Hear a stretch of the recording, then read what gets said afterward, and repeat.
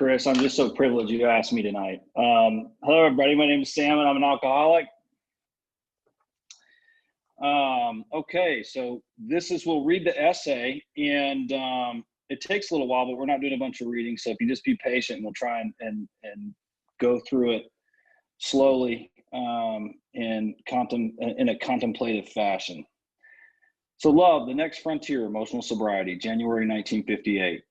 I think that many oldsters who have put our AA booze cure to a severe but successful test still find they often lack emotional sobriety.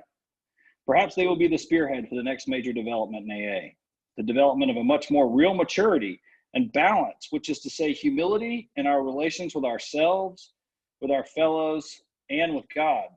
Those adolescent urges so many of us have for top approval, perfect security, and perfect romance, urges quite appropriate to age 17, proved to be an impossible way of life when we were age 47 or 57. Since AA began, I have taken immense wallops in all of these areas because of my failure to grow up emotionally and spiritually. My God, how painful it is to keep demanding the impossible, and how very painful to discover that finally that all along we have had the cart before the horse. Then comes the final agony of seeing how awfully wrong we have been, but still finding ourselves unable to get off the emotional merry-go-round. How to translate a right mental conviction into a right emotional result and so into easy, happy, and good living. Well, that's not only the neurotics problem, it's a problem of life itself for all of us who have gotten to the point of real willingness to hew to right principles in all our affairs. Even then, as we hew away, peace and joy may still elude us. That's a place so many of us AA oldsters have come to, and it's a hell of a spot, literally. How shall our unconscious, from which so many of our fears, compulsions, and phony aspirations still stream, be brought into line with what we actually believe, know, and want? How to convince our dumb, raging, and hidden Mr. Hyde become our main task? I've recently come to believe that this can be achieved. I believe so because I begin to see many benighted ones, folks like you and me, commencing to get results. Last autumn, depression, having no real rational reason cause at all, almost took me to the cleaners. I began to be scared that I was in for another long chronic spell. Considering the grief I've had with depression, it wasn't a bright prospect. I kept asking myself, why can't the 12 steps work to release depression? By the hour, I stared at the St. Francis prayer. It is better to comfort than to be comforted. Here was the formula, all right, but why didn't it work? Suddenly, I realized what the matter was.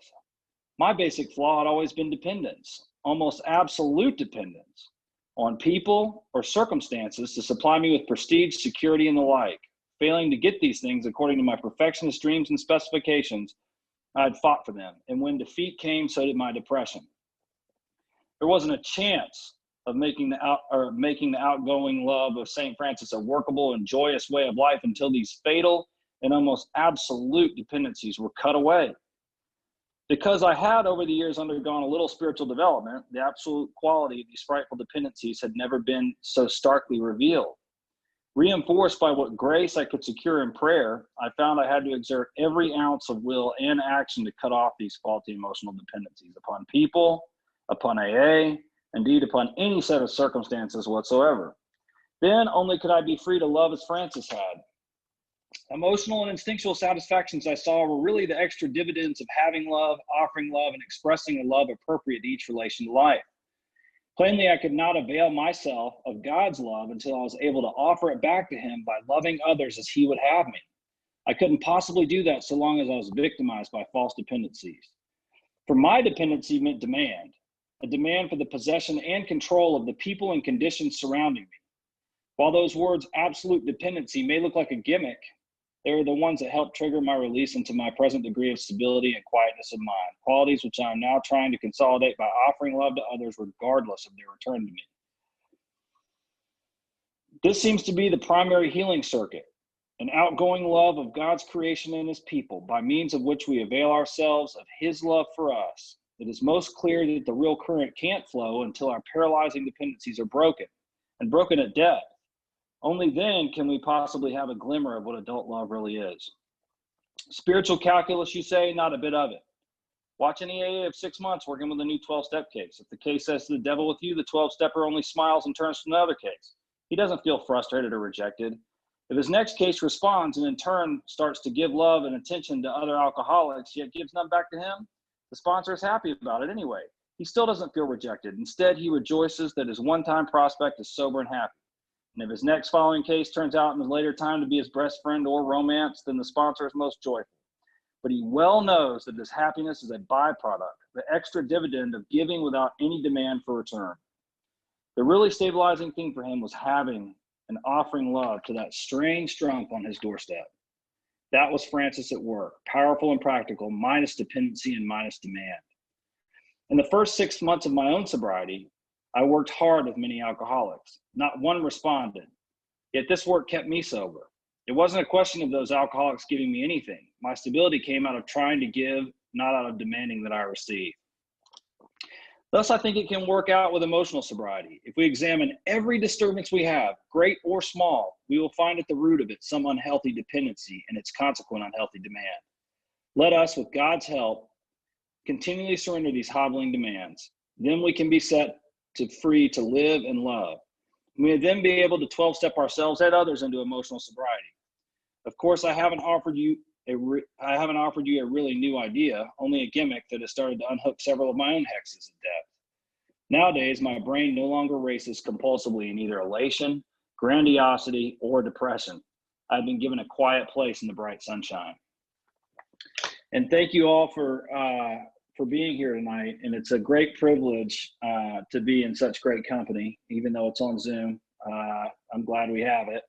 And I care so much about so many people on here. And I just feel really blessed to be in this company. So without further ado, I will introduce Kurt Z. And I will tell you that, Kurt, you don't need to worry about time. Do whatever you want. If you don't care about the essay, just roll out with whatever you've been working on or enjoying as of late, and have fun with it, man. So it's my privilege to introduce Kurt Z. Thanks, Sam. You know, when you asked me to do this, I was really excited about this. In fact, this is probably this topic. I probably got more excited about this topic than most of the topics that have been happening on Zoom. And the reason being because most of you guys know I've been around here some time and went out after many years sober. And you know, most of the people in this Zoom, I think, their relapses came before recovery, and some of the people came after recovery. And, you know, I read up on this several times. I've read this, I don't know how many times, and I've even been in some emotional sobriety workshops. But let me just start with most of the people on this screen are people that have had a huge influence in my growth in AA. And it's just an honor to be here with you guys. So I want to thank you. And, you know, I think I'm going to start with something that that really hit me. I was in a workshop, I don't know, 9 years ago. And there was a couple gentlemen doing the workshop, and they were going over this letter. And they had highlighted on their board all these things that were important. And they were emphasizing different aspects. And we got to this point. Now, this is the point. It says, I kept asking myself, why can't the 12 steps work to release my depression? By the hour, I stared at the St. Francis prayer. It's better to comfort than to be comforted. Here was the formula, all right, but it didn't work. And here's the kicker. This is the thing that hit me. Now, none of this was highlighted.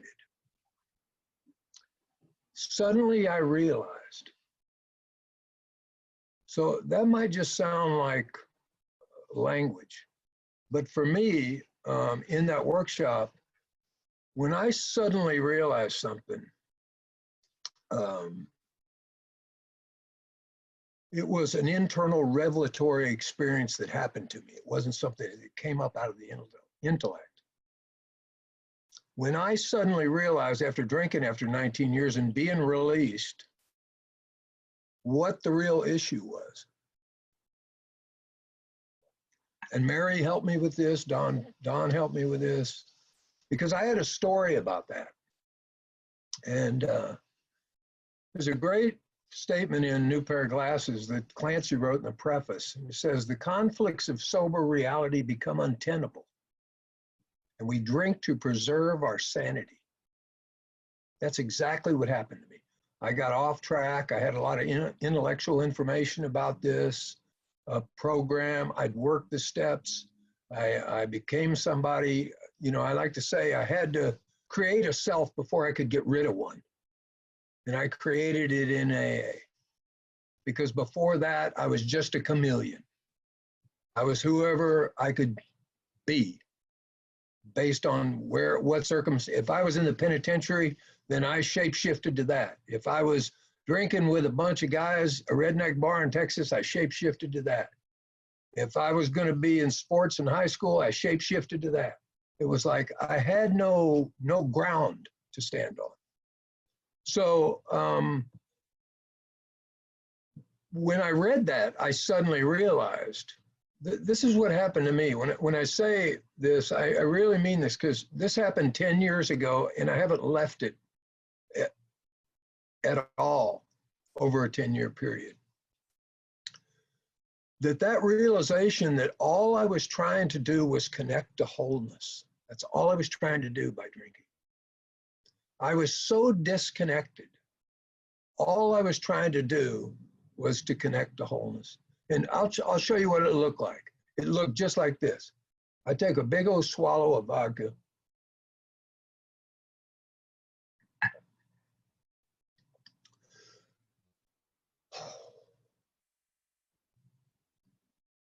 I could experience a peace and an ease. It was synthetically produced, chemically produced, but that was that, you know, as Jung said, spiritus contra spiritum. You know, I was connected, and then I wasn't, because I had to take another drink 20 seconds later, 20 minutes later. But what happened to me was I got what some people call a download when I got released. I was in my house. I was using a prayer that somebody had said to use because Rhonda was leaving me. And of course, you know, she screwed everything up by leaving, you know. And it was all her fault. And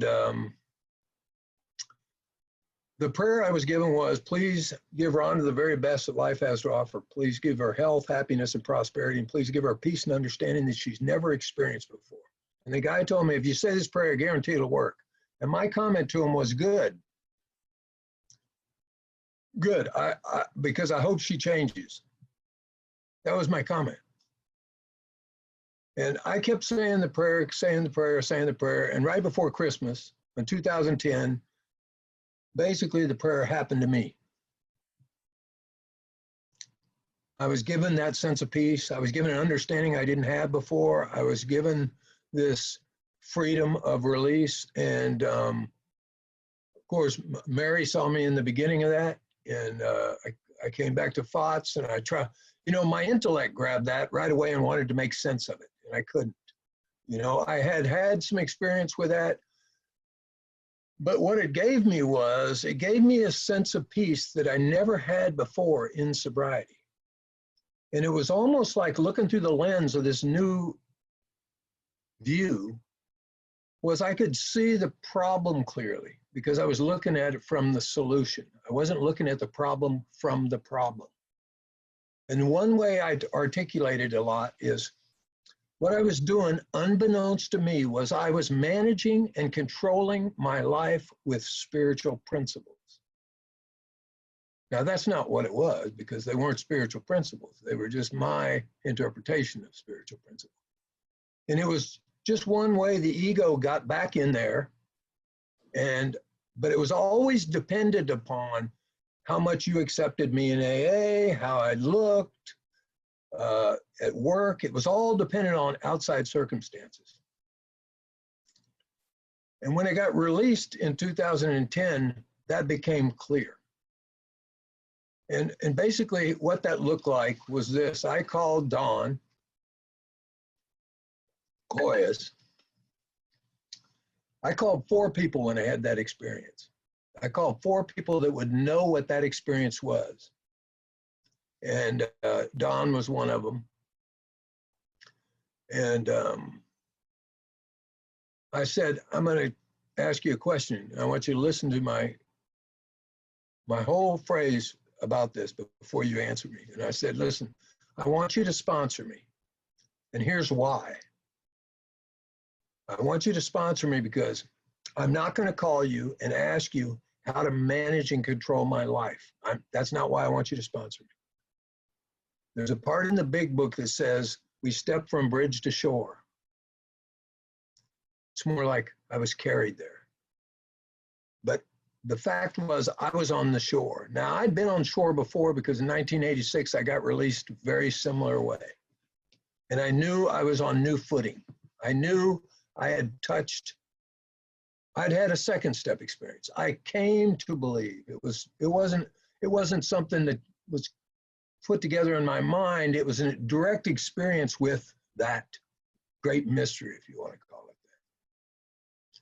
So I asked Koyas, I said, listen, I want you to sponsor me, and here's why I'm asking you. I'm not asking you to help me manage and control my life. What I'm going to ask you to do is I've been on this shore before, and I took off on the island of this shore, and metaphorically, I thought I knew where I was going, and the pygmies almost killed me.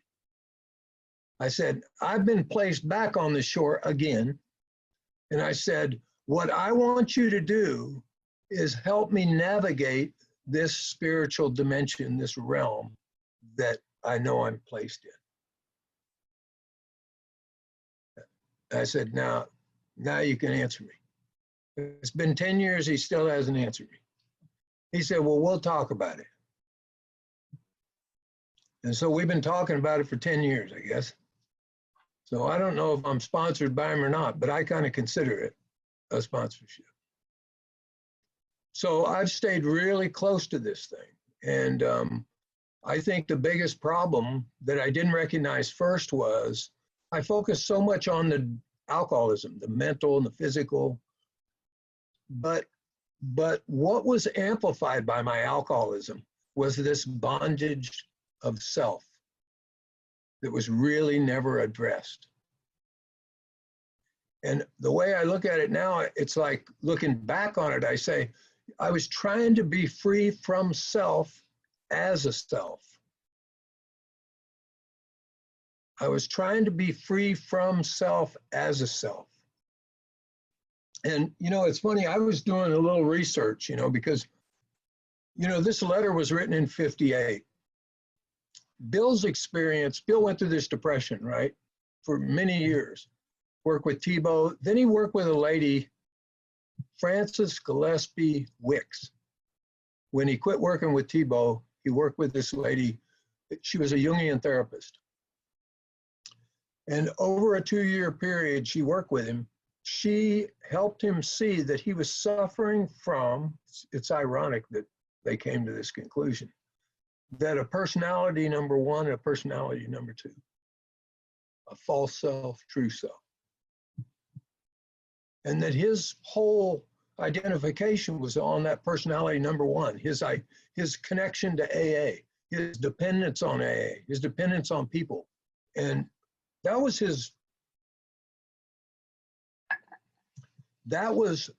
a catalyst, along with writing of the 12 and 12, for his release to a structure. And it's funny that as those circumstances happened, he was finally, he writes, given a quiet place in the sunshine. So it was this, I love it, they say it now and on, this process of evolution and maturation towards wholeness. It was a process, not an event. It was a process. And most of the, like Mary and Gary and people that have been around here a long time know that. But what happens here is we finally experience a sense of peace and relaxedness within ourselves. We are finally able to say, I'm here. And from that place, there's a deep sense of happiness, contentment. But that happiness and contentment isn't a direct result of that. It's more a direct result of this given sense of gratitude for the good, the bad. You start to see the picture from this non-dual kind of a area where it's like, oh my God, like it's all been part of this journey. And you're not picking things out. There's a more relaxed state. There's a more, it's very hard to put in language. In Huxley's book, Perennial Philosophy, he says, I love this. I want to read it because it's really great. He was involved with Bill.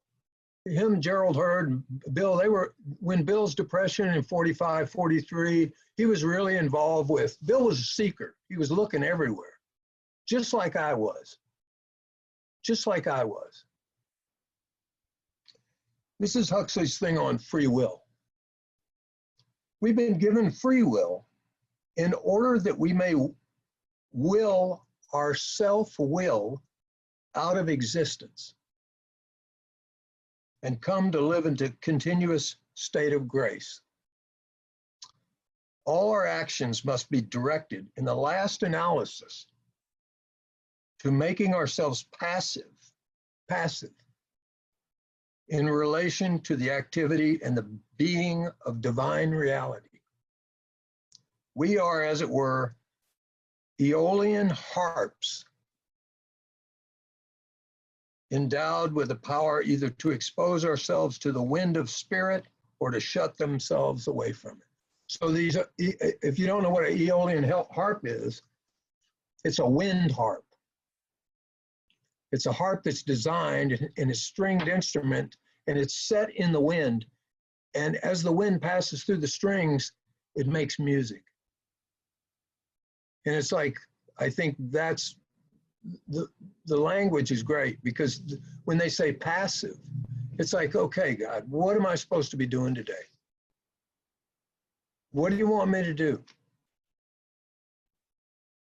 I have a sense of gratitude that I never had before. And one of the ways I know that I do is because I always had this sense of, you know, if things got bad enough, I'll just take myself out.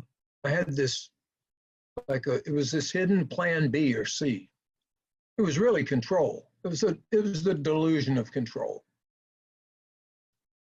And when I got released in 2010, that went away. It was gone. I had no desire to leave.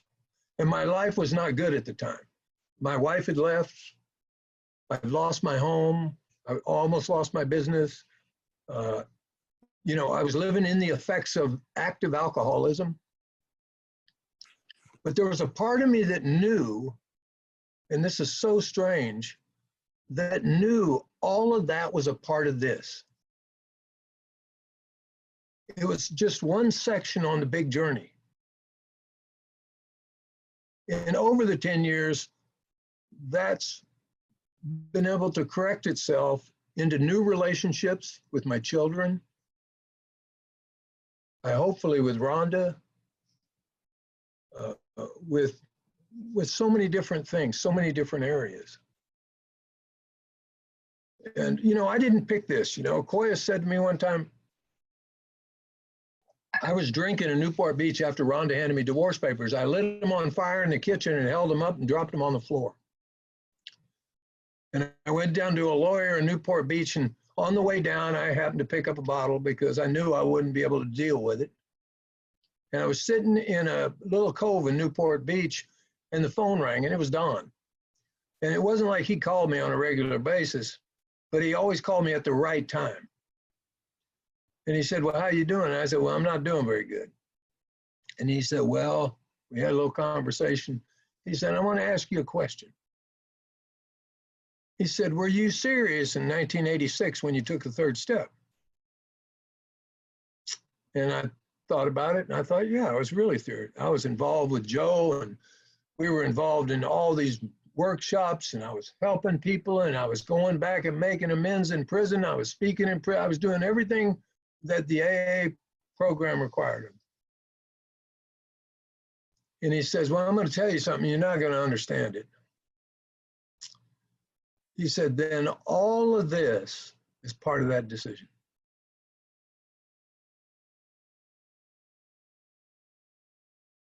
Now, my comment to him was, would you call my wife and tell her that? Because she wasn't seeing it that way. And I wasn't seeing it that way. And I didn't even understand that statement until that experience in my house 10 years ago. I saw the inclusiveness of it. And so what I've committed to in my life, and people that know me, I've committed to unpacking these experiences over the years, unpacking and pulling out what I've been freely given. This, and sharing it, sharing it, sharing it, sharing it, and being true to that message. You know, Mary told me when I was first come back in, she said, honey, you got to share your experience, and your experience is you drank at 19 years. She said, that's part of your gift. And I was hesitant at first because, you know, there was a little bit of shame connected. But when I really came to understand the big picture of that, I realized, no, you know, I say it a lot of times, and no disrespect to anyone with time, we're all relapsers, or we wouldn't be here. We could not have come in these rooms if we hadn't relapsed. It's just some of the relapses happen before recovery, some of those relapses happen after. And for anybody that knows, we don't shoot our wounded here. That's part of the message. We pick them up. So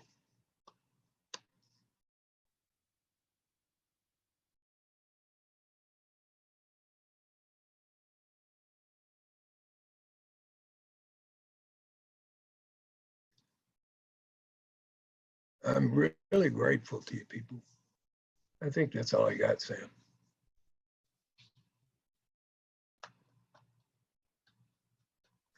Oh wow, Kurt, thank you so much, man. What a privilege it was to hear that. You know, one of the things that Mary Thayer said a few weeks ago that she talked about, and something that you addressed that I think is so profound, and has been pivotal for me, is just like how much of my well-being is based on this kind of this validation that I get from people in AA, you know, just to make myself like I almost build this false spiritual self. And, you know, I could tell, you know, I'm 20 years sober now, and I've gone through this period over the last few months where I'm like, I'm disgustingly aware of the amount of attention I pay to what other people think about me. And I know that's so, and I it's not like it's become real. Like I realized that, you know, I realized how much of a slave I am to that stuff. And it's not in a bad way, but starting to transcend that. There's so much peace and freedom in that. Just so much peace and freedom with God, you know, that humility with ourselves and our relation to ourselves and to others and to God, just like in that essay, it's incredible. So I want to, we'll open it up now. If you guys want to raise your hands, you know how to do that on the participant part, and Chris or I will pick on some people. Thank you so much.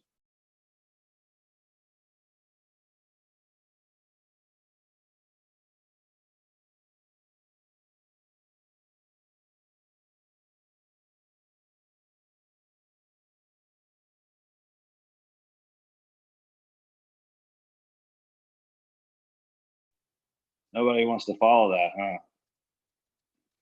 Chris, what about Clint? What about Clint and Linda down there? What's going on, Clint? Just unmute yourself and say what's up. Well, you had to pick on me first, didn't you, Sam? Good to be here. Thank you, Kurt. The last time I was on the Zoom meeting, I think I got picked on first too. So I'm actually going through all this same stuff that you just talked about, Sam. Thanks for sharing that, because what happened to me through this process of the the quarantine, if you will, for the last several months, you know, I had to look at, it's really bad. I had to look at myself and go, you know what, you're really not a very social person, a very sociable person, because this isn't bothering you a bit, not seeing people. It really hasn't bothered me a lot to not make meetings, but I'll tell you what did upset me, and still I have little thoughts about it occasionally, is how come nobody's calling me to see how I'm doing? You know, but what's up with that? So even though I try to be, you know, I tell myself the story that I'm doing good, and I am very dependent on the Creator and on God. I find I'm also going through some other stuff right now that with some people that are just persistent as they can be. It's an outside business issue, and they are just so persistent, and they won't take no for an answer. And I'm really getting frustrated with it. So, you know, and I keep praying about it and thinking to myself, you know, this could be God trying to do for you something that you can't do for yourself. But I am so resistant to give in to these people, and I'm constantly, I mean, I've been writing some inventory. I've been talking to some people, and it's, you know, it's the same thing. It's the same thing today as it was the first 5 years. You know, I'm still, I'm not where I ought to be, I think, as far as finance and all the in the society and my finance. And so it's good to be here. I don't have anything great to say, but it's an ongoing problem with me that I've been doubling down on seeking, meditating a lot more, and I'm trying so hard. I've come to realize that I'm blocking myself by how much effort I'm trying to make this happen, and so I'm trying to back away and just stay quiet and stay relaxed. So that's all I've got. We're down. Linda has to keep going out of here. We're down in Central Florida, caretaking her father, and so anyhow, she's back now. You want to say something? No. She didn't want to say anything. Thank you, Sam. Good to see you guys. Good to see you, Linda. Thanks, Clint. Good to see everybody. What a surprise. My sponsor and grand sponsor are on here. You know, Mary talked about a couple weeks ago how there, and I've heard this a lot of times, how there's an energy that you feel when you're around somebody who is close to the Creator, who is close to God. You know, there's a feeling of warmth and safety that you're able to, that just certain people's presence bring to that. I think this is probably the most of those people joined in one place I've seen in a long time, you know, getting the chance to experience that. So let's see some hands. Anybody want to share? Let's. Jeff had his hand up. Hey, Kurt. Hey, buddy. And hey, family. And Kurt and I'm Jeff. I'm an alcoholic. Kurt, I just want to say how much richer my life is with you in it. Our conversation last Tuesday really sat. I told 2 other people about it, and it really sat with me for a couple days. And I liken you to one of these people I've known through the fellowship. I guess the big book would say we became fast friends. I remember it very clearly. You know, we were sitting on this mountain in Big Bear, and I quit eating sugar, right? And so they gave me everyone had a little piece of cheesecake on the table, and I thought, I'm not eating this cheesecake, man. And I see this big skinny guy across the room, and I'm like, he looks like he could use an extra slice. You know, I'll give it to him. And I gave it to Kurt, and the tears just started coming down his face. And I said, hey, are you all right? And he said, you know, I'm really not. And there was, There's something about a freshly kicked ass sometimes, but I tell you, I don't know who you were before. I don't know if you were a proud man or an arrogant man, and I've told you this a number of times, but I just saw the sweetest humility in your, like, emanating from your soul. And near as I can tell, Kurt, that's never left you. And like I said, we've become fast friends, and my life's better with you in it. On the point of the topic, you know, I went back to college in early sobriety, and I really struggled with, I never made it out of pre-algebra 86, but I remember sitting in the front of the classroom and, like, my eyes like locked onto this guy, like, I have to pass this semester. And he's laying things out in brackets and parentheses and division and multiply, but this one comes first. And every once in a while, there was like a moment where I'd be like, I get it. I see what you did there, and I get it. And I would have this flighting thing of understanding, and then it would just disappear, and I'd be like, ah, shit, I'd go home and open the book and be like, I don't understand it anymore. And I think, to your point, my sobriety has been much the same way. I got to share with you guys about a month ago, and there's been a great deal of grief and pain in the last 10 years, and certainly a lot of transition, new town, new place, new people, new life, out of a broken old life, or some things that weren't working. And every once in a while, it doesn't happen often, but every once in a while, there's just this crystal clear moment where I understand everything had to happen to the totality of a third step, just like you said it should. And then every once in a while, I'll have that deja vu moment, and it's like, I dreamed this. This was in my dream, and I'm right where I'm supposed to be. And then the next day, it's about as clear as mud, and I don't understand any of it anymore. And it's knowing that I don't get it half the time, and that's kind of been in my 11th step in the morning. Is God, shake me awake. Sometimes I don't even know what it is I suffer from on any given day. I just know that, I just see the symptoms of it, of being disconnected. I see it in my anger. I see it in my eating habits.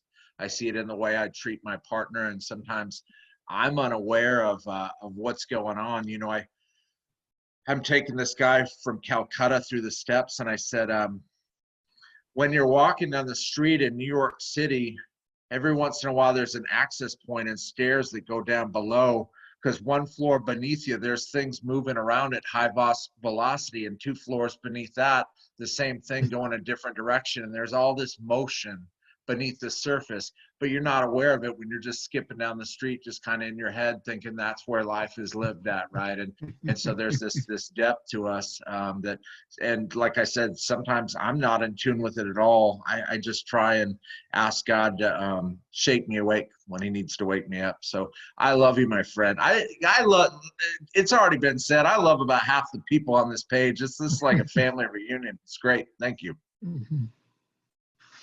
Thank you so much. And Jeff moderated this several weeks ago, but before we had opened it up, it was still just kind of a close-knit guy thing. So if anybody wants that recording, it's awesome. I've got it. Just message me, and I'll post it on the Fox website. So keep them coming. Looks like Wyatt has his hand up. Mute. Am I unmuted? Yeah. Hey, I'm Wyatt. I'm an alcoholic. Reaching out to you from Venice Beach, California. Great to see everybody. Kurt, it's an honor and pleasure to see you. Jeff, thank you. Good to see you too. I just couldn't resist, Kurt, I think I first met you around 1991. I came in 91, and then I relapsed in 94 and made it back here in 97. And so still here, and this is an interesting subject. I think you mentioned something about, like, you need to use our will to get rid of our self-will or something like that. And I think that's kind of the temptation, of the ego, in a sense, is like, I remember in the past through the steps, I came in and I was just hoping against hope that, I could make it through the process with my ego intact. That wasn't, the way it's supposed to happen, I think. And regardless of how stubborn I was, got broken down, to surrender points and new freedoms. And it's been a long, strange trip since 1991. And I was looking here in this this essay. Bill did mention that he had to exert every ounce of will and action to cut off these faulty emotional dependencies upon people, upon AA, indeed upon any set of circumstances whatsoever. That's pretty powerful. And I remember I was reading another part of in Language of the Heart, I'll share with you guys, where Bill says, this program's not about willpower, but it will take every ounce of willpower that you do have. And I think it's, contrary action. And now I've found, in a way of contrary thought life also has been beneficial to me. And the whole subject of emotional sobriety is, I think it's a big deal. I remember when I first came in, for 6 months, I would cry. I would cry for no reason. I was sitting in a meeting and the tears would just start coming down my eyes and I wouldn't know why. And I didn't know what I was being blindsided by, these emotions and situations. I didn't even know what was going on. And through the process of sifting through all this stuff, through the process of the 12 steps and the process of truth and clarity, I was able to get centered and have work my way through this stuff, the emotions, and figure out what was true and what was false and all this. And it seems like, we get a little bit of clarity and we do get some emotional stability around here. And, lately things have been kind of crazy. And I got a guy called me freaking out yesterday. And, it's like we're bodily and mentally different than our fellows. And for us, certain emotions are poison. I think the big book says, there's anger, there's resentment, maybe the dubious luxury of normal men, but for us, it's poison.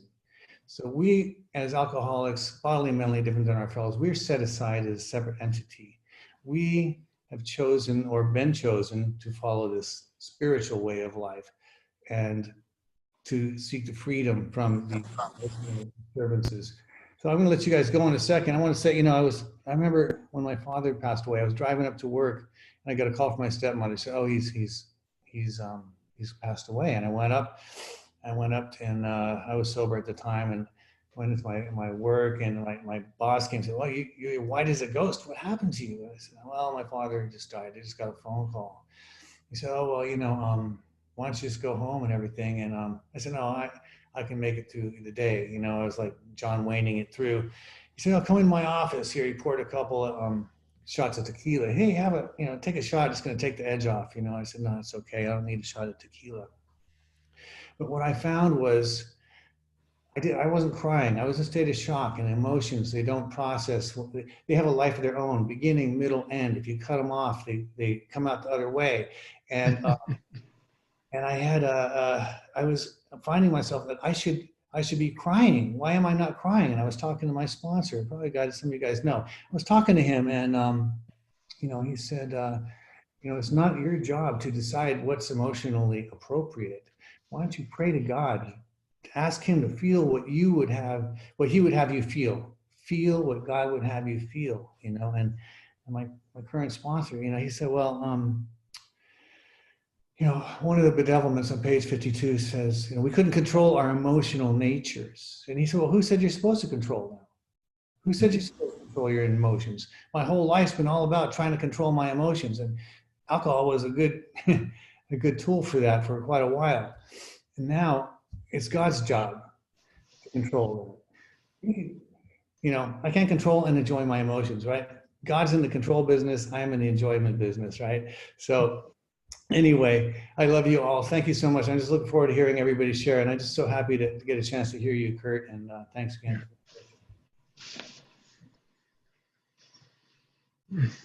Thanks, Wyatt.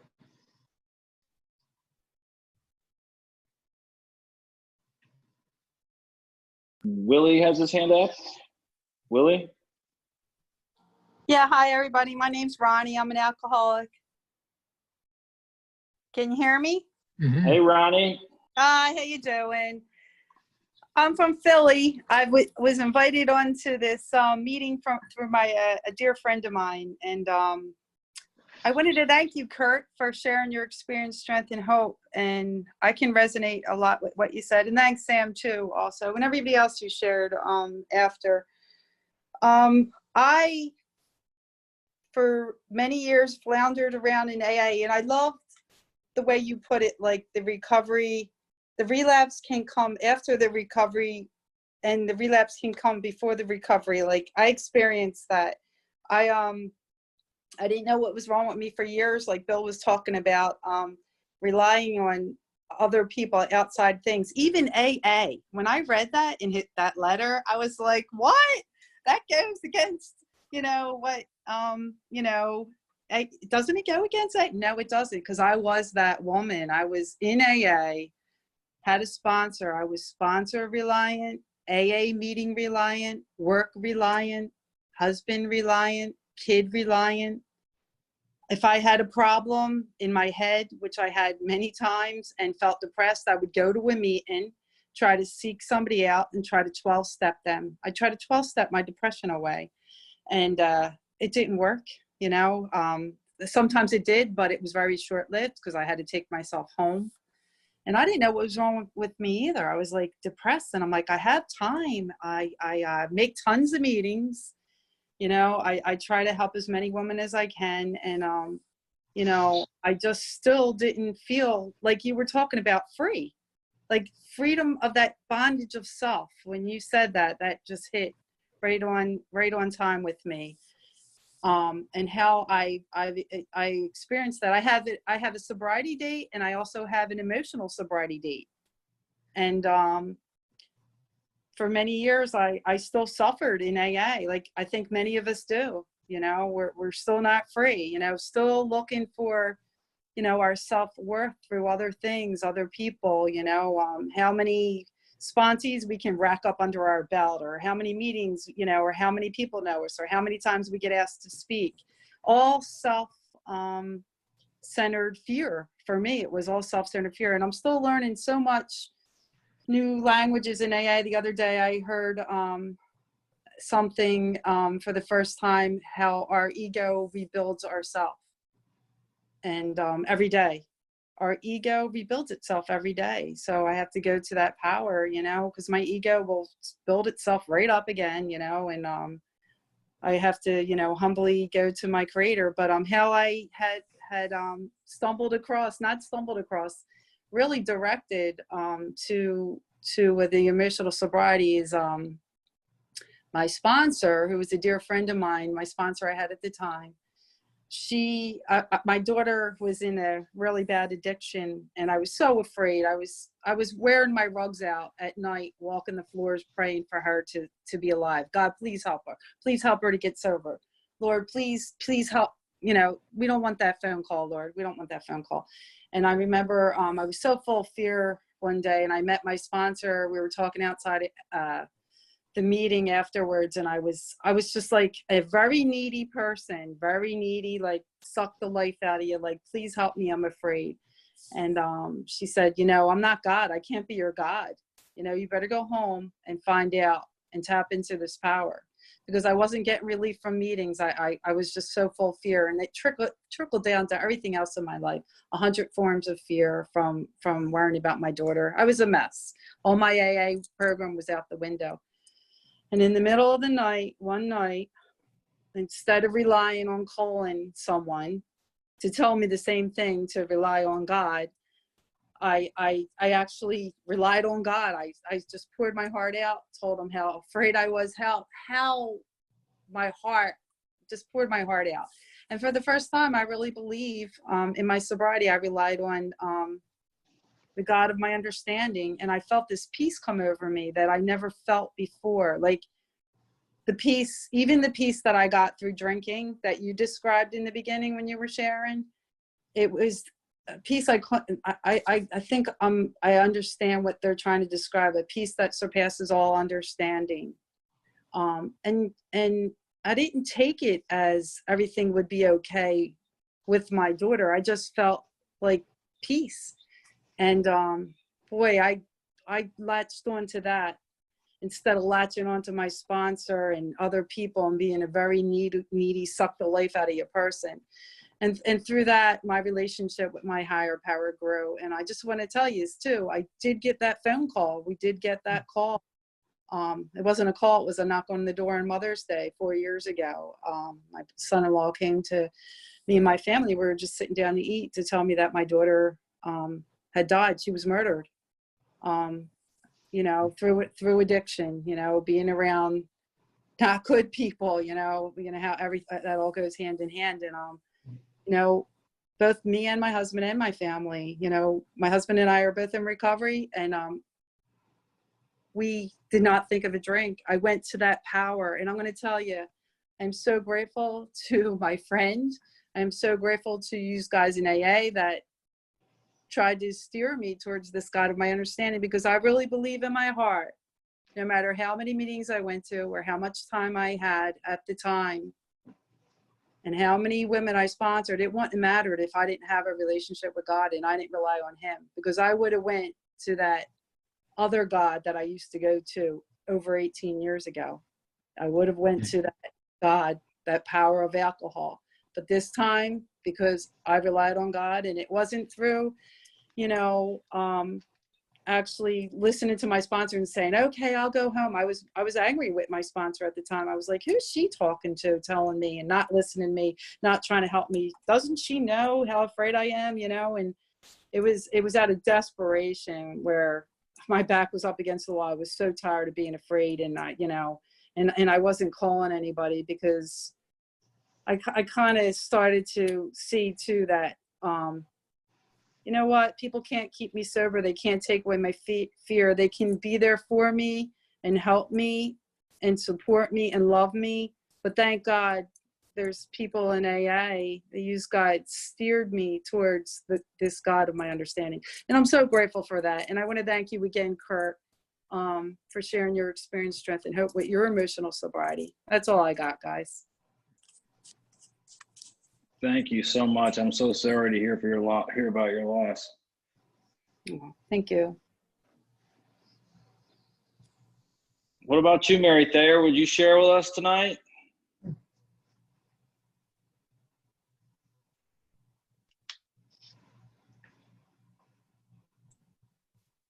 Hi. There we go.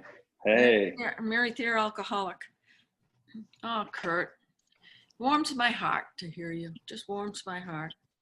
You know, you were saying about how Dawn had asked you when you were on your knees if you'd really meant what you meant.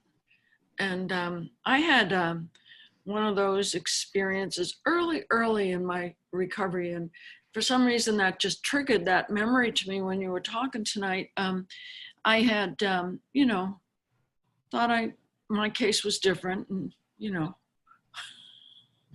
I could get sober and do what I thought was right. And some are sicker than others, and it definitely was you, not me. And, you know, and I had a little comeuppance happen to me my first year of recovery. And I remember my reaction to it. Where a lot of people, a lot of 12-step in those days, a lot of people, you know, knew that I was close to maybe drinking and stuff, and they were around me and taking care of me and all this other stuff. And but one morning I woke up, and I remember all I wanted to do was get behind the chair in my bedroom with a bottle of scotch, was my deal, scotch, and some Valium. And I just wanted to take away the humiliation and stuff of my own self-made crisis. And I remember there was like a voice in my head that said, how are you going to thank all those people? Yeah. And another part of me said, well, you can't thank everybody. And the voice said, yes, you can. And I said, how? Now, this was like in a microsecond that this went through my head. And the voice said, you don't drink. That's how you thank them. And so I agree that I had a lot of emotional upheaval throughout my recovery. I was young when I came in. I was a single parent. I had no idea what I was doing. I was totally other-esteemed. I was raised to be other-esteemed. And It's how you look and who you know and all the rest of that. And so as the years went on, and as I talked about a couple of weeks ago, when I got to that 20-year mark, and I realized that I knew everything the book said.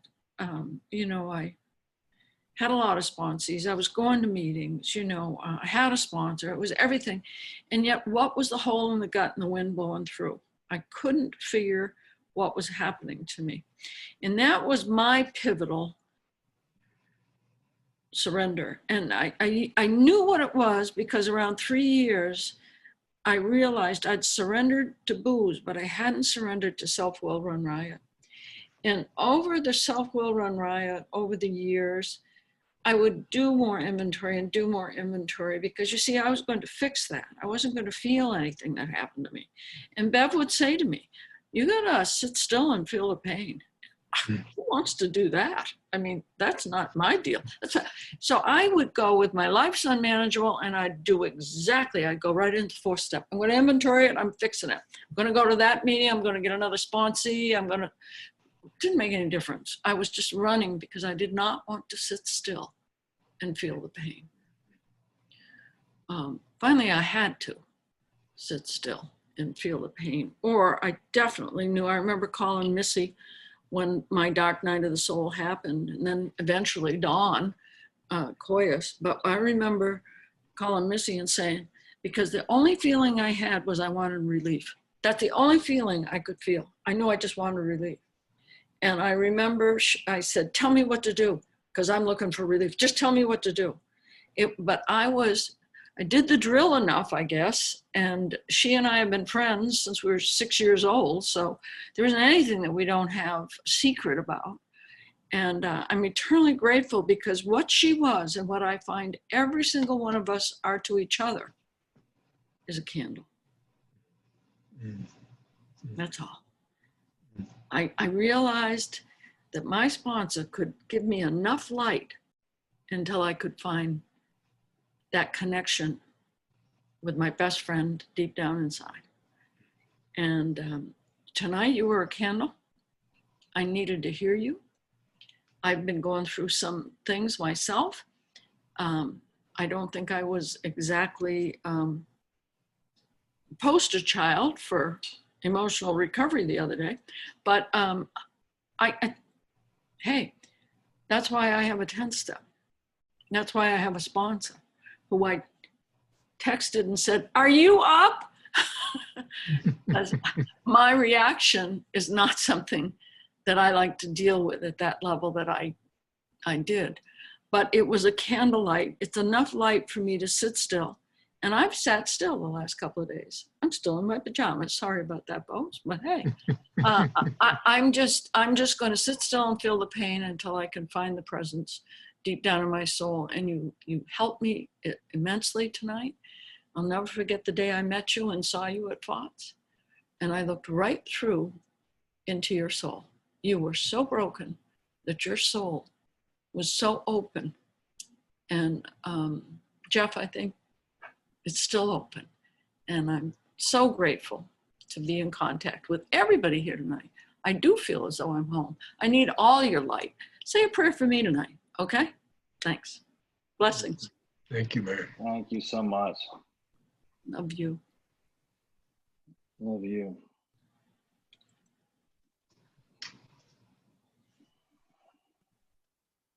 Do we have anybody with their hand up? What about you, Erica? Anything you forgot to say last week? You want to put it on us, Tal? Come on. Hi, everybody. Erica Maynard, alcoholic. I have had so many 10 steps in the past 3 weeks. I just have really needed Mary Thayer and Kurt both. I just feel like I'm gonna cry. I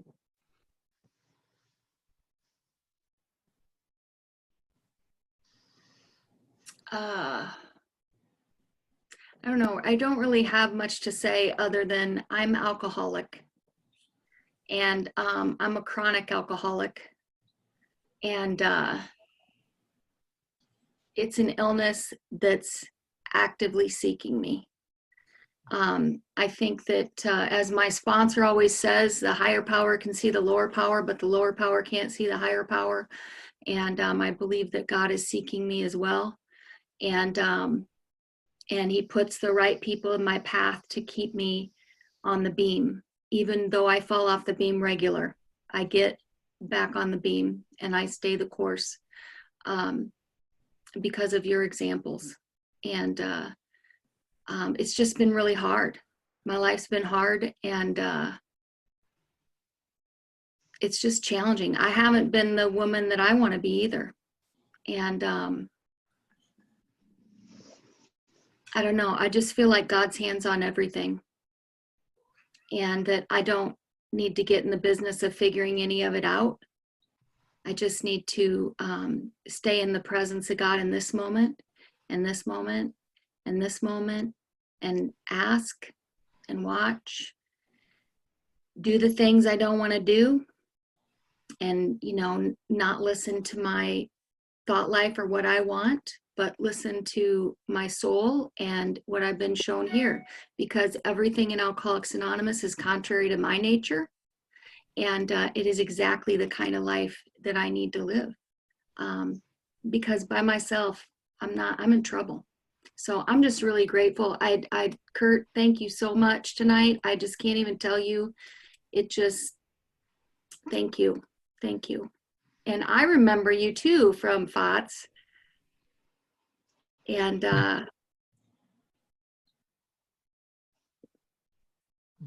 yeah, and then Angel Fire.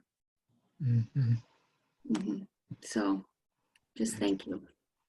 Thanks, Sam. Thanks for the pictures. Yeah. I think one of the things that's so cool about this workshop is that we have, I mean, everybody who attends this pretty much is in the game, you know, and are step workers and work with other alcoholics and have service positions. And, you know, but I think it's really important to be able to watch and have people demonstrate when they're sitting through difficulty, or when they're sitting through some, you know,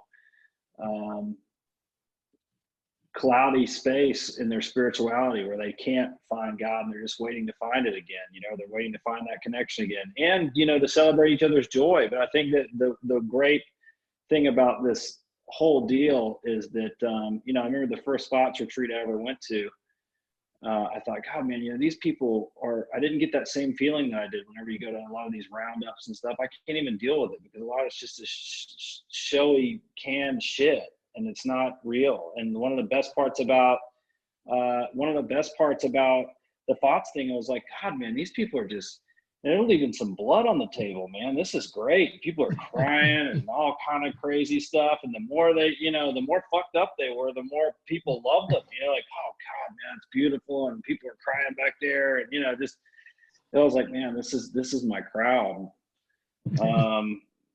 So I'm going to keep picking on people, but hey, Kurt, you know, can you talk about, you've obviously had some time over the past 10 years probably where you're sitting with God in times of difficulty and uncertainty. Can you kind of expand on some of your experience there, or maybe give us a couple of examples of some stuff? Yeah.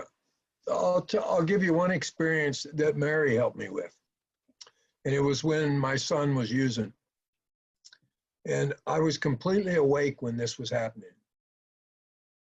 I knew that this was necessary pain and suffering for him, that he needed to get to his bottom.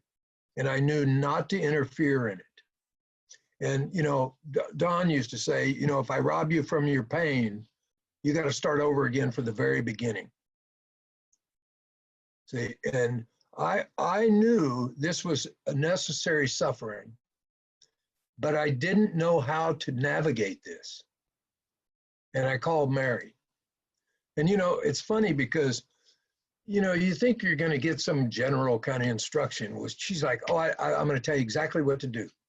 And I'm like, you know, and it was funny because this is the transmission.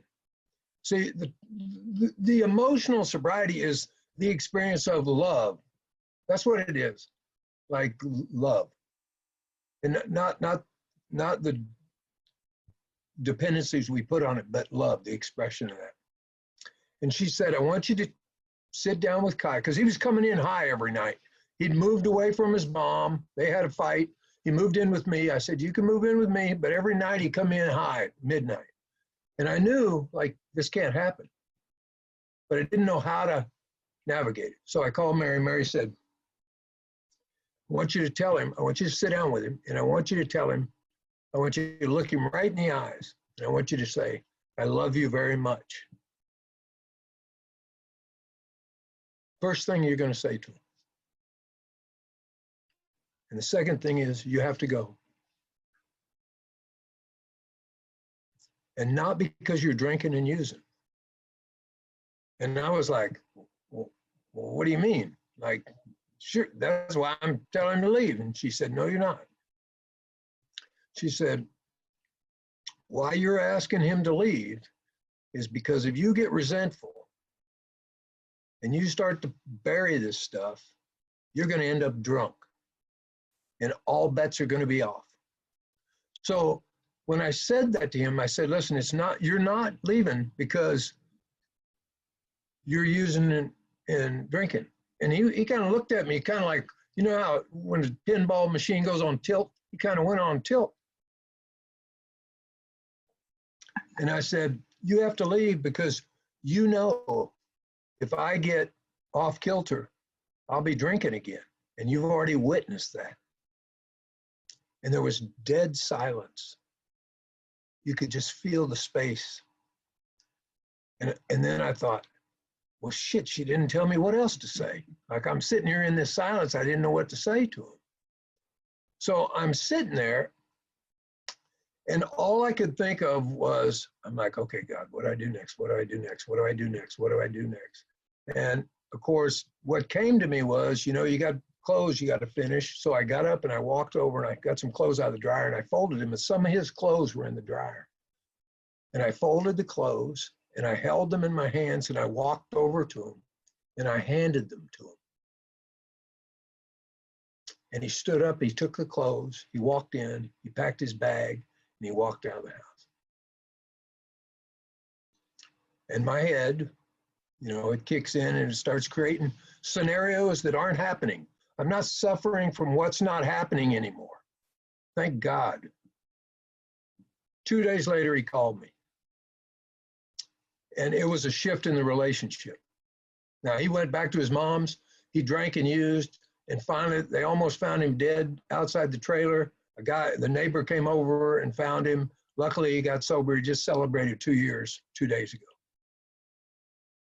So that was one situation that was really pivotal. You know, it was one of these things because intuitively I knew, I don't know how to handle this. This is what's crucial about what I mean. I grew up in AA. I came here, I'm 63. I came here when I was 22. I came out of the penitentiary. Like, you taught me how to function in the world. That's what's happened here. How to interact with people. Not to react, to respond. That's what you've done. And that's part of it. Part of it was I lived my life out of my mind for the longest time. Oh my God. I mean, that is the problem. There's a higher sense, part of us, being, spirit, whatever you want to call it, that is completely, the way Bill wrote it in the book's beautiful. Every one of them has gained access to and believes in. Listen to the order. You gain access to this, you will believe in it. And it won't be a belief structure, it will be an intuitive, revelatory knowing that you can carry around with you. That observation, that place. And that's what I missed. I missed that. So I'm, you know, I get very excited, and, you know, I got a friend who calls, says, Reverend Zimmerman's on the roll again, be careful.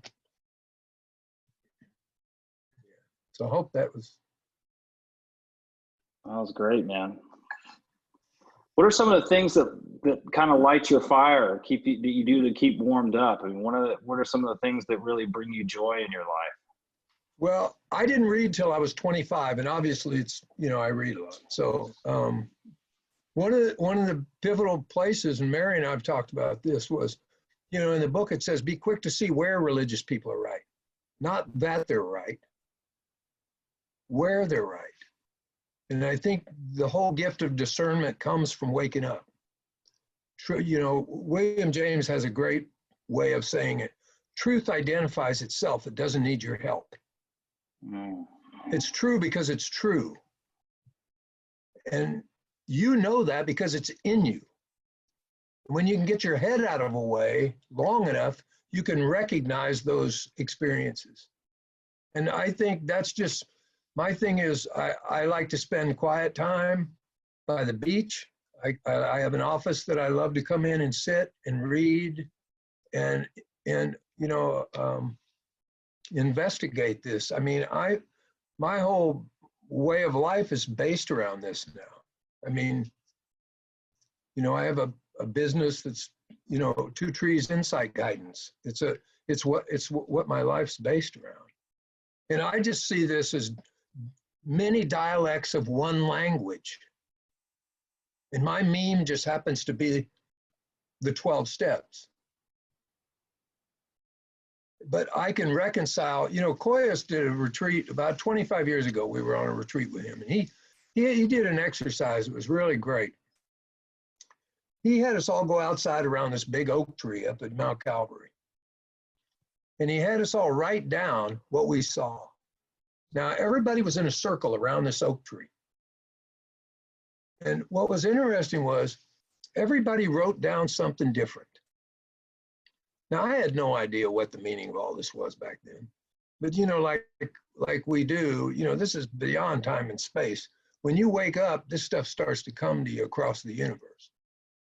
And what he was showing us was everybody's looking at the same tree. Everybody's seeing a different facet of that tree.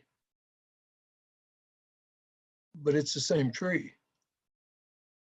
And I mean, that is the perennial philosophy. That is the, that is the language of the heart. That is the, and so I investigate that. I really enjoy reading about it. I sat and studied, I don't know how many books, because this was such a moving subject for me. Because I see a lot of suffering in AA. I sponsor people with many, many years sober who are in exactly the spot you're talking about. They're playing whack-a-mole with life and they just can't see it. There's a second conversion experience Bill talks about that gave him that place that, we can argue about. We all have these different conversions. This is the evolution of maturation towards wholeness. This is all the promises speak of it. And I have a daily reprieve with that. That's the one thing I learned by drinking again. I had a guy who spoke at a meeting in Malibu. He said, he came up after the meeting. It was a big meeting in Malibu. He said, I want what you have. And I said, wait till after we're done here. Everybody left. He came back up. He said, I want what you have. I said, okay, I'm going to tell you exactly how to get it. I pulled a Mary there. I said, when you leave here, I want you to go buy a bottle of vodka and I want you to wreck your life. And he looked at me, he goes, are you out of your mind? And I said, no, I'm not.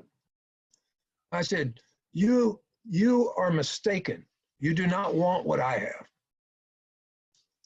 You want what you have. And I'm just mirroring that to you. So find your path with this thing. You want what I have? I can tell you exactly how to get it.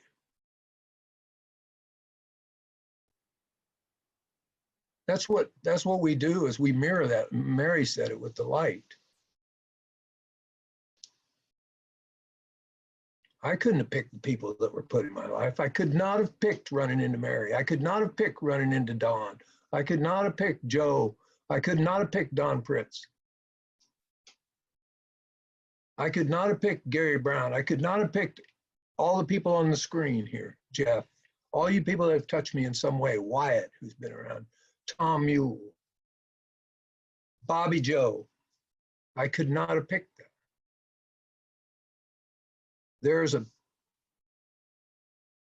It provides what you need if you keep close to it. But I need eyes to see that. And sometimes when the bad things happen, I don't see them as bad things anymore. I see them as they're providing what I need. And that's hard to explain that to the intellect, but people that know that because they know it from a different place than the head.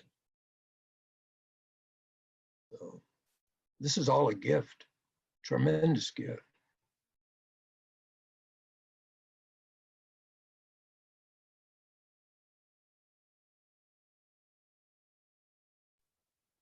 It's so funny when something resonates in your soul. You're talking about when I don't have it on mute, you know, you can probably hear me go, oh, you know, you get that great, oh yeah.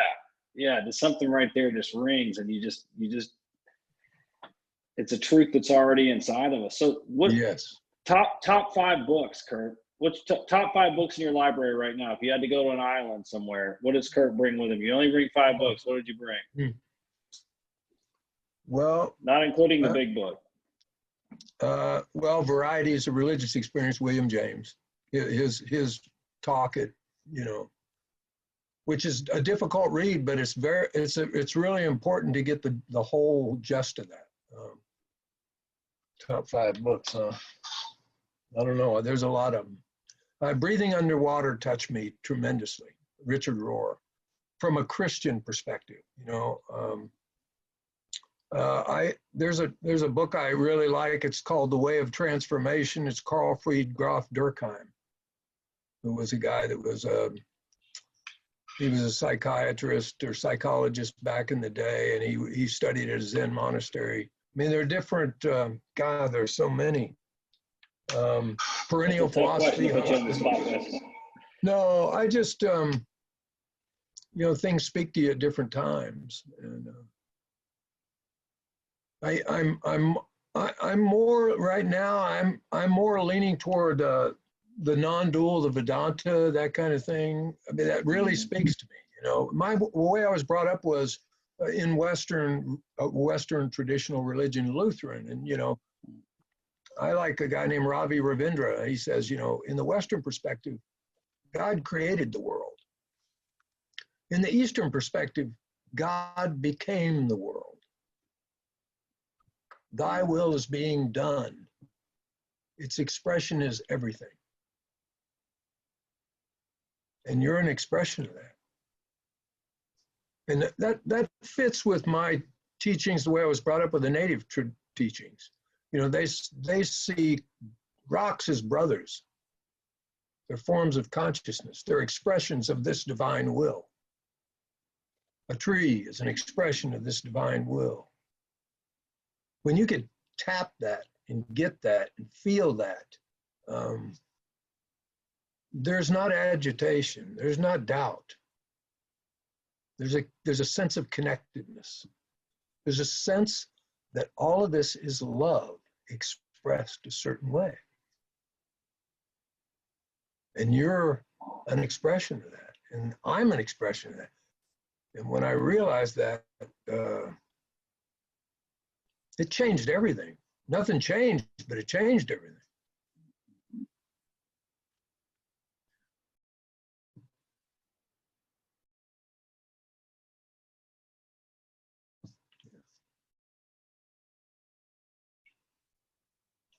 Tom.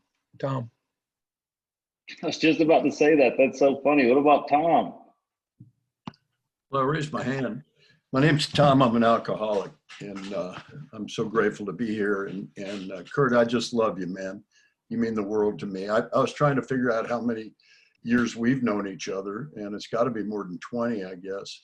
But just so much of what you touched on, you know, is what I've been thinking about. It's funny you mentioned breathing underwater, because that was on my mind too. That what I took from that book was Rohr on the third step. He said, if you don't have a loving God, why in the world would you turn your will and your life over the care of it? But if you do have one, how could you not? You know, and that has just stuck with me for so long. You know, what I've been thinking about is things that I was told along the way that it took years to really have them, you know, get to the heart or internalize. And an example of that is when I was 3 years sober, Mary Thayer said to me, I was very active in AA, and Mary Thayer said, you know, you owe your family a lot more than you owe people in Alcoholics Anonymous. And I thought, yeah, you know, and just, you know, yeah, you know. And about 20 years later, when my kids, you know, read me the Riot Act, I really understood that. I really got that. And, you know, but it took that long to internalize that. And then, you know, when Don was my sponsor, Don P., I said to him one time, I said, you know, Don, if I ever grow up, I said, I want to be just exactly like you. And he said, oh, please don't do that. He said, please. He said, we've got a Don P. We need a Tom Ewell. That's what we need. And I kind of got that intellectually, but later what I got was, he was talking about the authentic me, you know, the real me. And there's a line in the book, I don't talk about this a whole lot, but on 29, it says, each one in their own words and from their own point of view describe how they, you know, developed a relationship with a power greater than themselves. And what I got from that is that if I'm a phony, if I'm not the authentic me, then the person that can only hear that voice won't hear it, and how important that was. And that was kind of what Don was telling me, you know.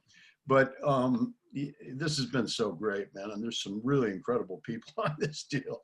I mean, this is like a FOTS reunion is what it's like, you know. But I had lunch with Mary Thayer about, it's pushing 2 years ago in Santa Fe. And I was just, you know, sometimes the gratitude just wells up in you. You just like, you start to feel it and see it. And it's just like, oh my God. And I said to her, I said, you know, it's just incredible. Like, you know, looking back, like at all the things that had to happen, like I had to meet you, Mary Thayer, you know, when I was 3 years sober or 2 or whatever it was. And, you know, and I had to meet Joe, you know, and through Joe, I had to meet Don and, you know, Mickey and all those people. And you know, each one of them like fit right into a, you know, a spot where they had to be for me to have the experience that I had to have. And then eventually Gary, and I was thinking even Paul Martin had a real influence on me, you know, more I think than even Gary knows. But, you know, and so I was saying that to Mary Thayer, and she said, you know, I think she quoted Bazance where he says, you know, we live our lives forward, but we understand it backwards. And she said, you know, it's like there was this blueprint and it was always there, but we couldn't see it until like the house was being built, you know? And then looking back, it's like, oh yeah, I see how that fit, you know, and I see how that fit, you know?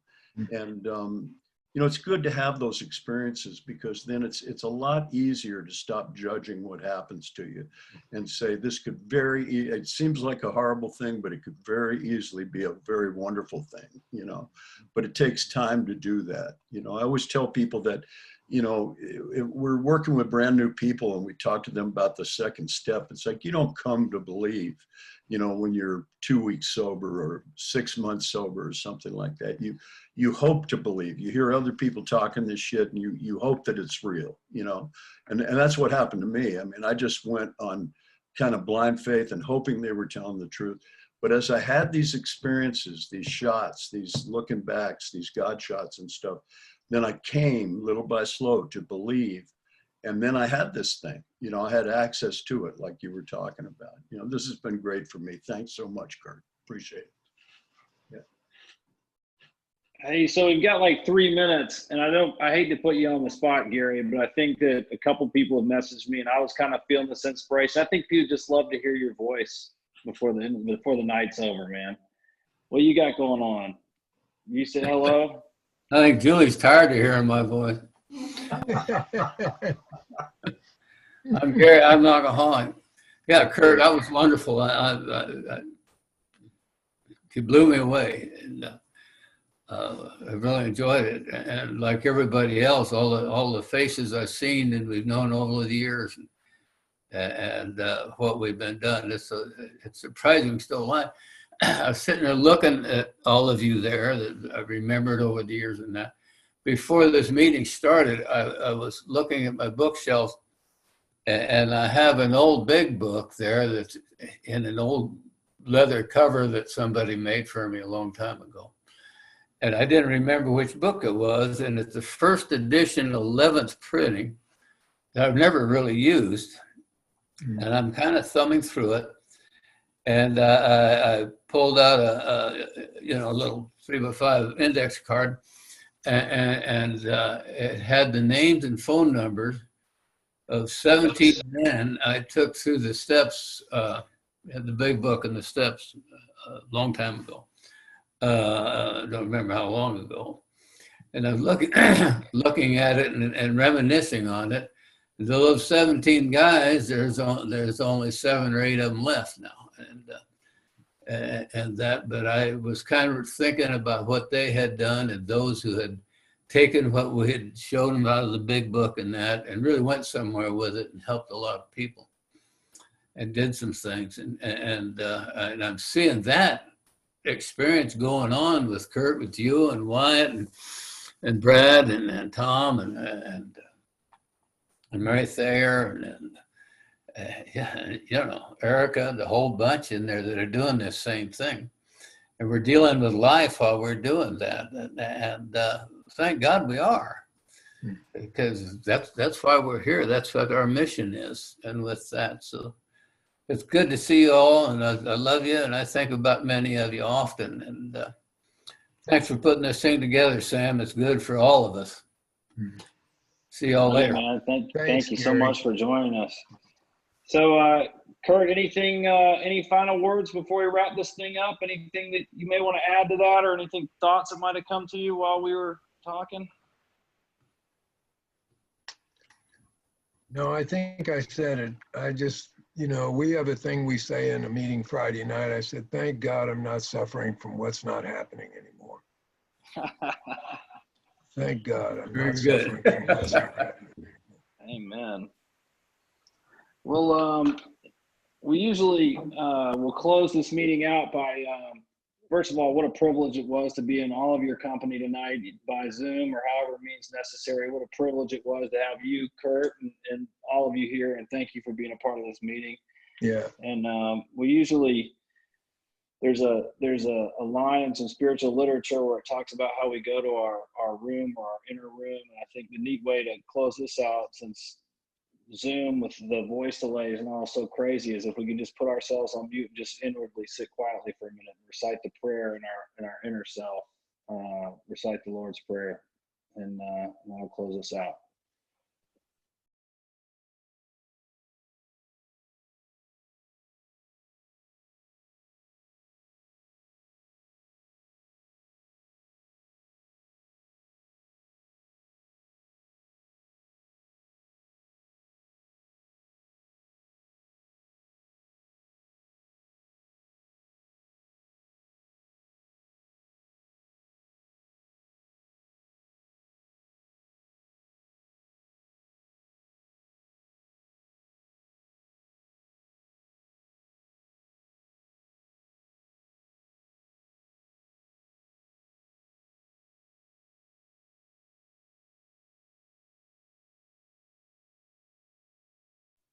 Amen. Thank you all. Bye, everybody. Have a good night, you guys. Good seeing so Have many. a great of you. night, Jeff. Good to see you, buddy. Thanks again. Thank you.